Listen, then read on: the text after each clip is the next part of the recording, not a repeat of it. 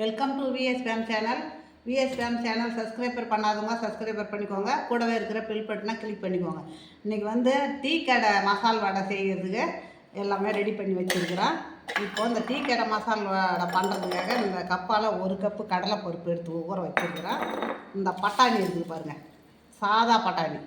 இந்த பட்டாணியை உரித்து இது ஒரு 25 கிராம் இருக்கும், அதை எடுத்து அதையும் போட்டிருக்கிறேன். இது பாருங்கள், இதை ஊற வச்சுருக்கிறேன் பாருங்கள். இந்த பட்டாணி, இதில் 1 ஸ்பூனு பச்சரிசி, இது 3 போட்டு ஊற வச்சுருக்கிறேன். இந்த டீ கடையில் இருக்கிற மசால் வடை என்ன மொறுன்னு இருக்குதோ அதே மாதிரி இருக்கும். இப்போ நான் இந்த ஜாரில் போட்டுக்கிறேன், மிக்சி ஜாரில். இதை போட்டு இதில் கொஞ்சம் நான் கையில் அள்ளி வச்சிடறேன். கொஞ்சமாக அள்ளி வச்சிடறேன். இதை அள்ளி வச்சுட்டு மீதியாக அப்படியே நம்ம போட்டுக்க வேண்டியதுதான். அப்படியே ரொம்ப இதாக அரைக்கக்கூடாது, அப்படியே குறப்பாக இருக்கணும். குறப்பாக இருந்தால் தான் நல்லா இருக்கும் அந்த வடை. டீ கடை வடை மாதிரி மொறுன்னு இருக்கும். இப்போ இதே மாதிரி நான் 3 கலந்து வச்சுருக்கிறேன் இல்லை, நான் சொன்ன அளவுக்கு நீங்கள் செய்யுங்க. அது நல்லா இருக்கும். அந்த வடை சாப்பிட்றதுக்கு அவ்வளோ ஒரு டேஸ்ட்டாகவும் ருசியாகவும் இருக்கும். இப்போ நான் இதை ஆடின்னு வந்துடுறேன்.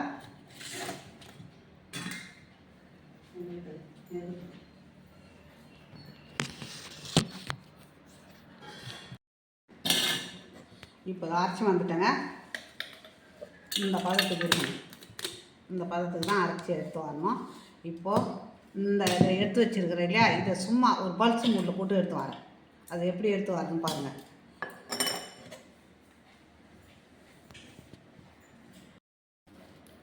இப்போ பாருங்கள், இப்போ எப்படி இருக்குது பாருங்கள். அது அந்த மாதிரி இருக்கணும். ஏன்னா இந்த பட்டாணி இருக்குது இல்லையா, அதுக்காக தான் சும்மா பல்ஸ் மூடில் போட்டு எடுத்துக்கணும்.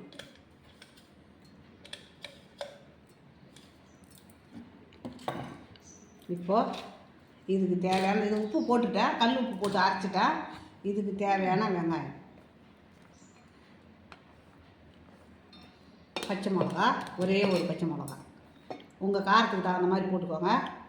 இப்போது இஞ்சி, பொடியாக நறுக்குனா இஞ்சி. இப்போ பூண்டு நல்லா தோலோடு அப்படியே தட்டி எடுத்துன்னு வந்தால் பூண்டு, கறிவேப்பிலை, கொத்தமல்லி, புதினா.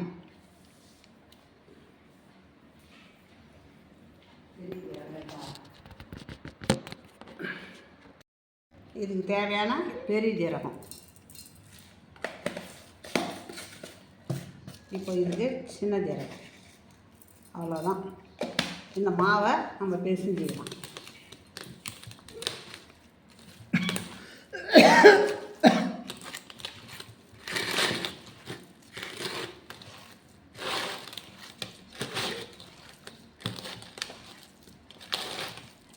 அவ்வளோதான். நம்ம எண்ணெய் காய வச்சுருக்கிறோம். வாங்க அப்படியே தட்டி விட்டுடலாம். நம்ம வாங்க.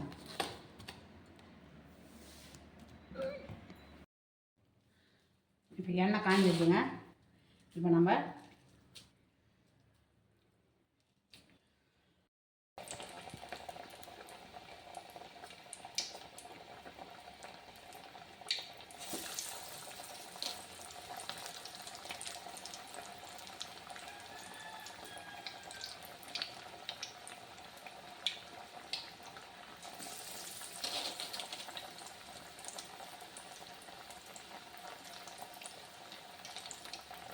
நான் திருவண்ணாமலைக்கு போயிருந்தேன். அங்கே ஒரு தெரிஞ்சவங்க வீட்டுக்கு ஒரு அண்ணா, அவருக்கு டீ கடை வச்சுக்கின்னு நடத்துகிறாரு. அவர் தான் சொன்னார் இந்த மாதிரின்னு.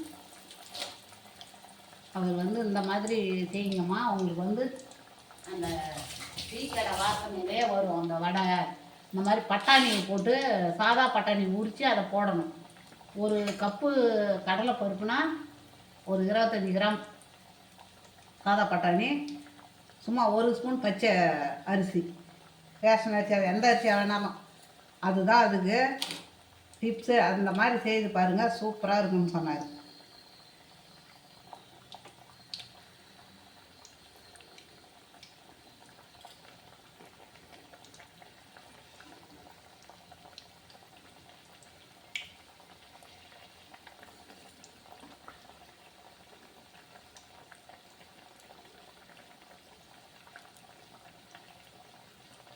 நான் வந்து அதையும் செய்து பார்த்தா அவ்வளோ சூப்பராக இருந்தது. அதனால தான் இப்போ உங்களுக்கு இதை வந்து நான் அதே மாதிரி செய்து காமிக்கிறேன்.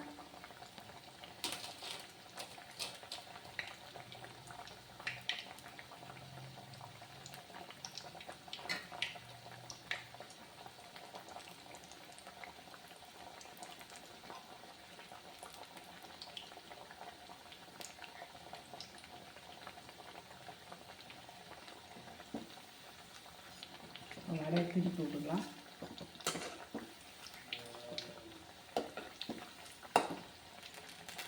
கொஞ்சம் நேரம் இப்போ வெந்துருக்கு பாருங்கள்.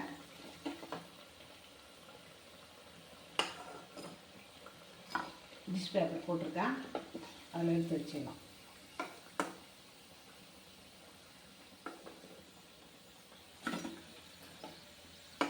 இப்போ இதே மாதிரி இருக்கிற மாவை நான் தட்டி எடுத்துன்னு வரேன்.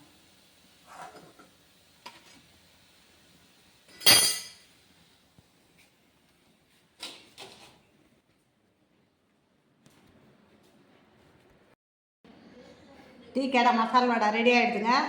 நல்லா கிறிஸ்பியாக இருக்குங்க, சூப்பராக இருக்குங்க, மொரன்னு இருக்குங்க. பாருங்கள் எப்படி இருக்கு பாருங்கள். இதுக்கு சைடு டிஷ்ஷே தேவையில்லை. நான் தேங்காய் சட்னி கொஞ்சம் வச்சுருக்கிறேன். சைடு டிஷ்ஷே தேவையில்லை, அப்படியே சாப்பிட்லாம்.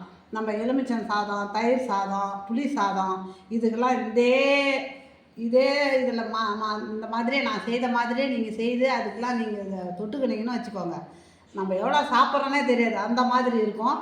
இதே மசால் வடை நாம் செய்கிறத விட இது மாதிரி மசால் வடை செஞ்சிங்கன்னா சூப்பராக இருக்கும். நம்ம வெளியில் போகும்போது இந்த சாதம்லாம் கட்டி எடுத்து போகிறோம், அதுக்கு இதை மாதிரி செய்து எடுத்து போனீங்கன்னா 10 வடை கூட நம்ம சாப்பிட்லாம் ஒருத்தவங்க.